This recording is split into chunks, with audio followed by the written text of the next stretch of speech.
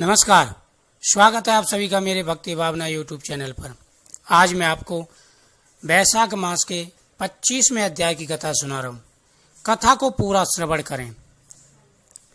संघ ब्राह्मण ने व्यास को बताया कि मनुष्य के 3 स्वभाव होते हैं, सतगुण, रजोगुण और तमोगुण। जैसा इंसान इन कर्म करता है उसी प्रकार से योनियों में जाता है। तब व्यास कहने लगे कि हे मुनि, पूर्ण भोग वाले मनुष्य की मुक्ति कब होती है? सृष्टि काल में या अंत काल में अथवा स्थिति काल में? सृष्टि की स्थिति तथा संसार काल की मर्यादा कितनी है?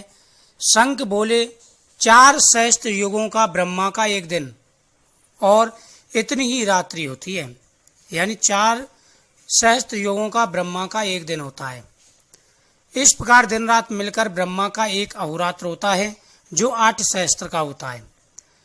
15 अहोरात्र का एक पक्ष और 2 पक्षों का एक मास होता है। 2 मास की एक ऋतु, 3 ऋतुओं का एक अयन और 2 अयन का एक वर्ष होता है। इसी प्रकार ब्रह्मा जी के 100 वर्षों का एक ब्रह्मकल्प होता है। इसी को वेद के जानने वाले प्रलय का समय कहते हैं। प्रलय 3 प्रकार की होती है। एक मानव प्रलय जिसमें मनुष्य का अंत होता है, दूसरी दैनंदिनी प्रलय और तीसरी ब्रह्म प्रलय। ब्रह्मा जी के एक मुहूर्त में एक मनु की प्रलय होती है। इसी प्रकार जब 14 मनु हो जाते हैं तब एक दैनंदिनी प्रलय होती है।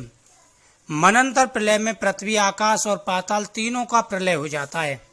परंतु इस मयंतर प्रलय में चैतन्य जीवों का ही नाश होता है, किंतु लोगों के स्वरूप का नाश नहीं होता। केवल उन लोगों में जल प्लावन हो जाता है, यानी जल ही जल हो जाता है। लोग जो होते हैं वो सुरक्षित रहते हैं।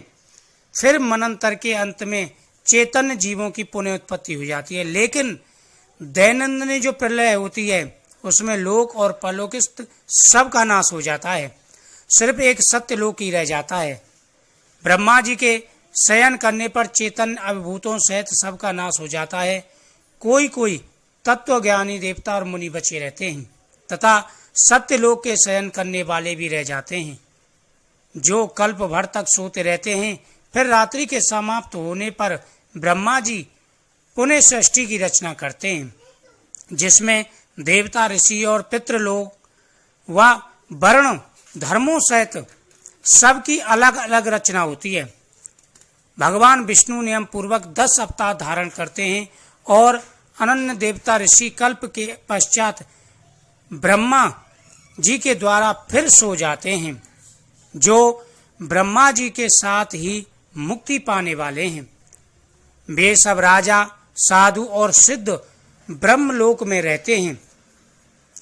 वे सत्यलोक में रहते हैं, यहाँ नहीं आते, तथा जो उस राशि पर जाने वाले हैं उसी नाम से श्रुति में तथा रीति में स्थित रहते हैं। अपने अपने कर्म कर्ता अपने अपने गोत्रों में जन्म लेते हैं।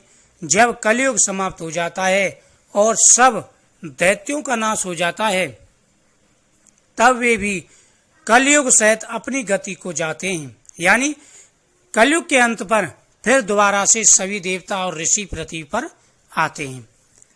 वे अपने कर्मानुसार वैसे ही कर्म करने वाले होते हैं। शंख कहने लगे कि हे व्यास, अब मैं तेरे सामने सृष्टि काल और मुक्ति काल का वर्णन करता हूँ। भगवान का एक निवेश कहते हैं कि जितनी देर में इंसान सिर्फ पलक झपकता है उसे निवेश कहते हैं। ब्रह्मा जी के एक कल्प के बराबर होता है। यानी 8 सहस्त्रों का ब्रह्मा का 8 सहस्त्र वर्षों का ब्रह्मा का एक दिन होता है। ऐसे ही 15 सहस्त्र दिनों का एक पक्ष होता है, 2 पक्षों का एक अयन होता है और सहस्त्र युगों का एक दिन होता है। उसी ब्रह्मा के ऐसे एक कल्प, यानी ब्रह्मा के एक कल्प व्यतीत हो जाएंगे तब भगवान विष्णु का सिर्फ एक निवेश होता है।